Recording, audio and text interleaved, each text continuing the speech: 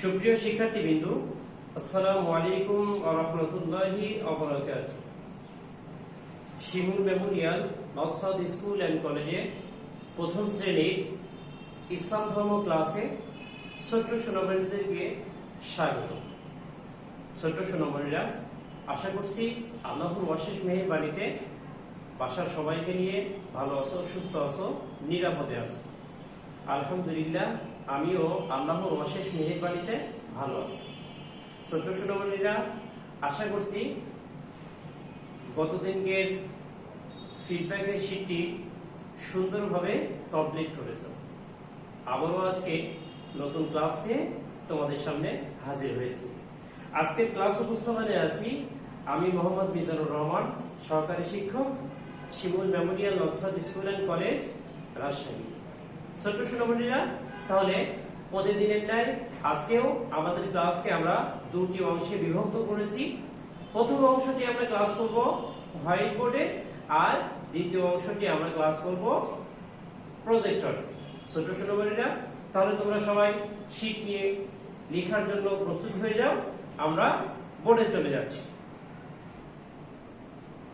প্রিয় শিক্ষার্থীরা, তাহলে বোর্ডে আমাদের জন্য 4টি আইটেম রয়েছে। প্রথম যে আইটেম, সেটি র থেকে সদ পর্যন্ত আরবি হরফগুলো লিখব। ছোট সোনামণিরা, তাহলে আজকে আমরা 5টি আরবি হরফ শিখব, সেটি হলো র থেকে সদ পর্যন্ত। তাহলে একবার আমরা হরফগুলো পড়ে নিই। র, জা, সিন, শিন, সদ। ছোট সোনামণিরা, তাহলে আমরা লেখা শুরু করে দিই। তোমরা সবাই আমার লেখা দেখবে এবং সুন্দর করে আমার মতো করে শিটে লিখে ফেলবে। তাহলে শুরুতেই আমরা যে হরফটি লিখবো সেটি হলো র। লক্ষ্য করো, এই হরফটির নাম হলো র। এরপরে রর পরে লিখবো আমরা জা। র আর জা একই রকম বর্ণ বা হরফ।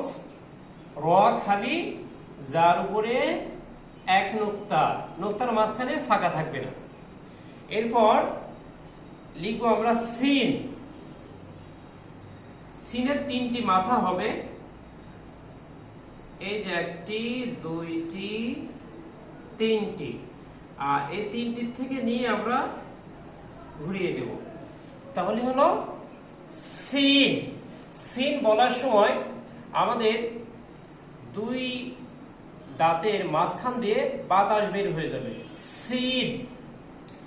এরপর সিনের মতো করেই আমরা আরেকটি বর্ণ লিখবো, অর্থাৎ আরেকটি সিন লিখে আমরা 1টি দাঁত, 2টি, 3টি, 3টির থেকে ঘুরিয়ে দিলাম।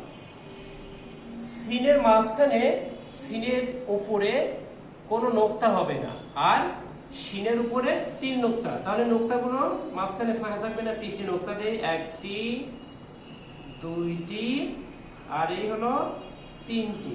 সুন্দর করে নোক্তাগুলো দিবি আমার মতো করে। দেখো, আমি কিন্তু 3টি একসঙ্গে লাগিয়ে দিইনি, 1টি, 2টি, এই 2টির মাঝখানে আরেকটি দিয়ে 3টি। তাহলে সুন্দর দেখা যাচ্ছে, তাই না? হ্যাঁ, তাহলে সিন খালি, সিনের উপরে 3 নোক্তা। সর্বশেষ লিখবো আমরা সদ। সদ লিখবো আমরা সহজ করে, লিখবো আমরা খুব সহজ করে। তাহলে দেখো, আমি একটা লম্বা দাগ দিলাম এভাবে। এরপর এই যে এই দাগের মাঝখান থেকে আমরা এভাবে গিয়ে এভাবে মিশিয়ে দিলাম হলো। এবার দেখো, এই নিচের দাগ থেকে আমরা আরো নিচে নিয়ে এসে ঘুরিয়ে দিলাম। তাহলে কি হয়ে গেল? সদ হয়ে গেল। খুব সহজ না? হ্যাঁ। ছোট সোনামণিরা, আশা করছি তোমাদেরও আমার মতো সুন্দর করে লেখাগুলো কমপ্লিট হয়ে গেল। আমরা আরেকবার আরবি হরফগুলো পড়ে নিই। সবাই বলো, র, জা, সিন, শিন, সদ। হ্যাঁ, তোমরা আরো সুন্দর সুন্দর করে বাসায় আরবি হরফগুলো উচ্চারণের জন্য প্র্যাকটিস করবে। এরপর যে আমরা 2 নম্বর আইটেম শুরু করব। 2 নম্বর আইটেমে লক্ষ্য করো, উপযুক্ত স্থানে নুক্তা দিই। তাহলে উপযুক্ত স্থানে আমরা নুক্তা দেব কিভাবে? আমরা আগে বাংলা উচ্চারণটা পড়ব, তাহলে বুঝতে পারবো যে এই বর্ণটি কি হবে।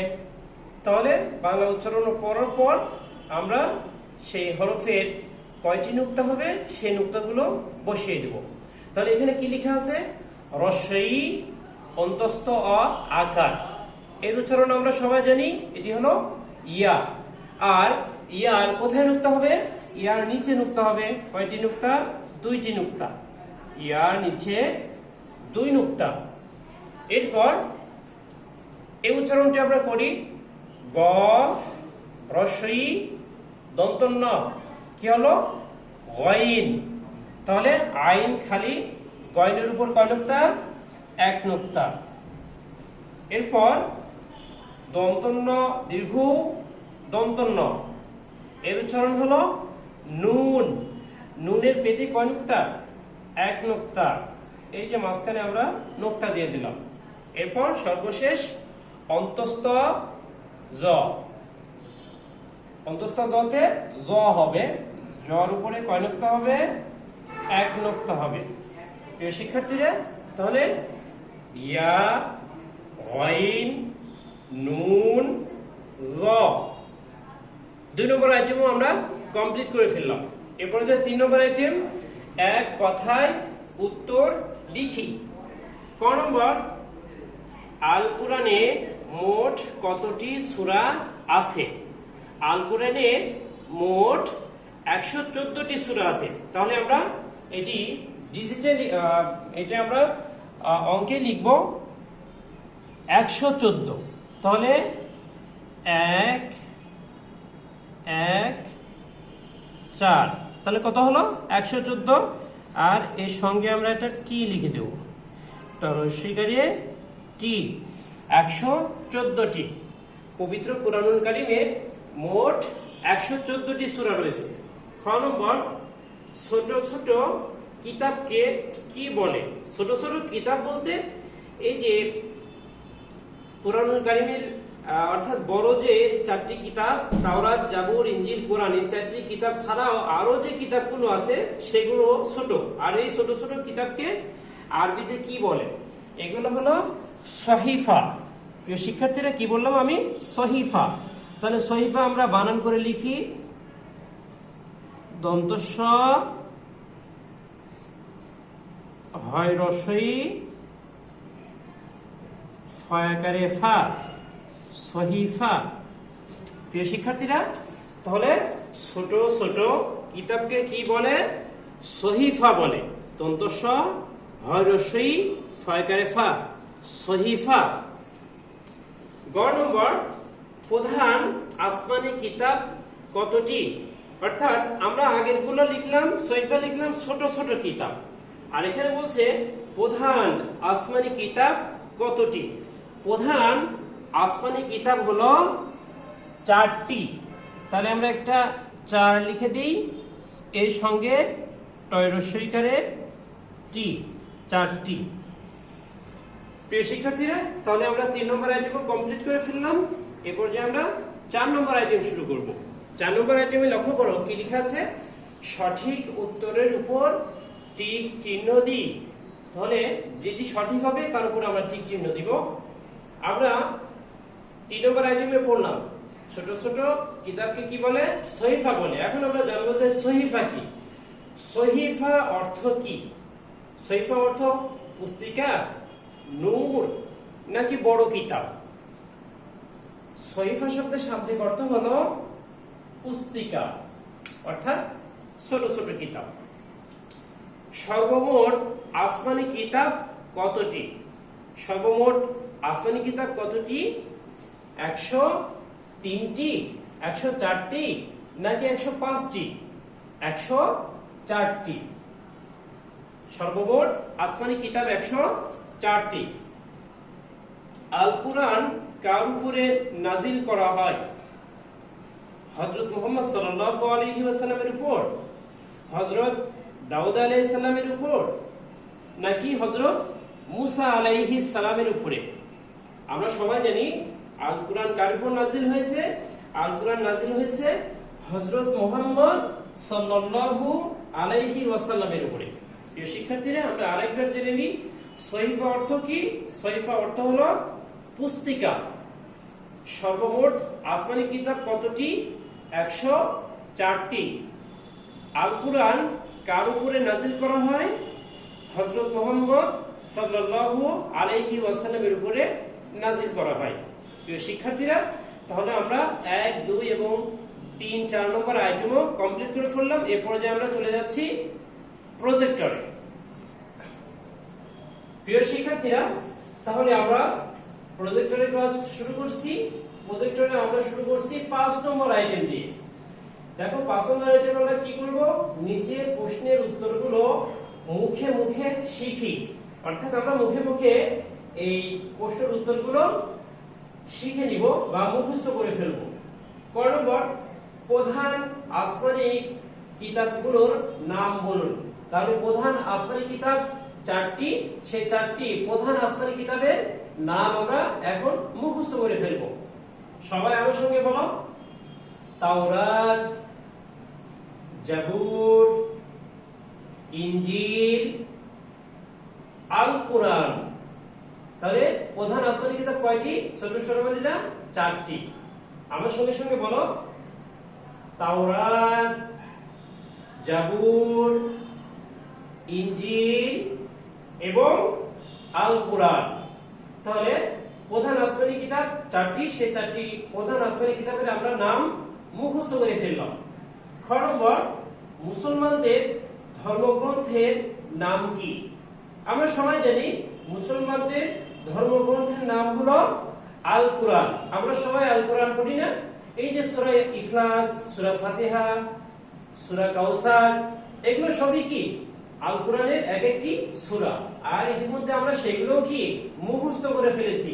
তাহলে আমাদের ধর্মগ্রন্থের নাম তথা মুসলমানদের ধর্মগ্রন্থের নাম হলো আল কুরআন।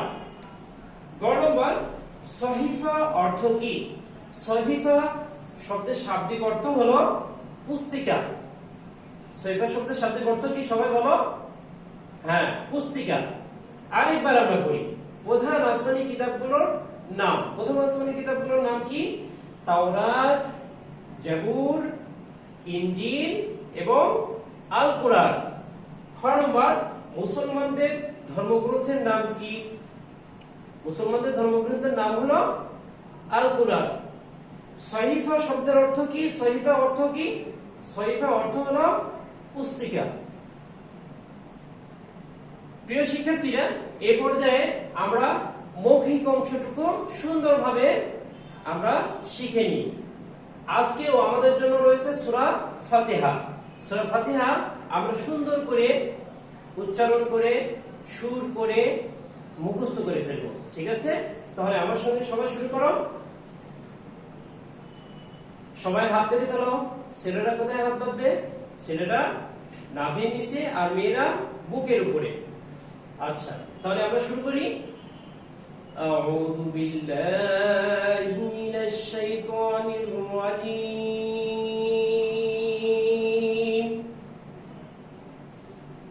বিসমিল্লাহির রাহমানির রাহিম।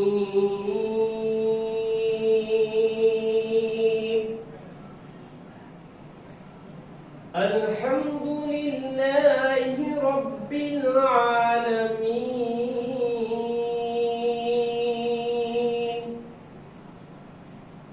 আর রাহমানির রাহিম।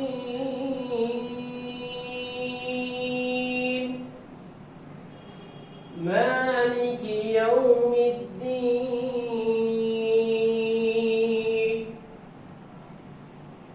ইয়্যাকা না'বুদু ওয়া ইয়্যাকা নাস্তাঈন।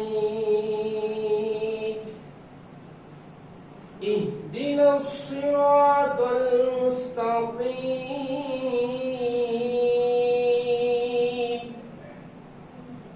সিরাতাল লাযীনা আন'আমতা আলাইহিম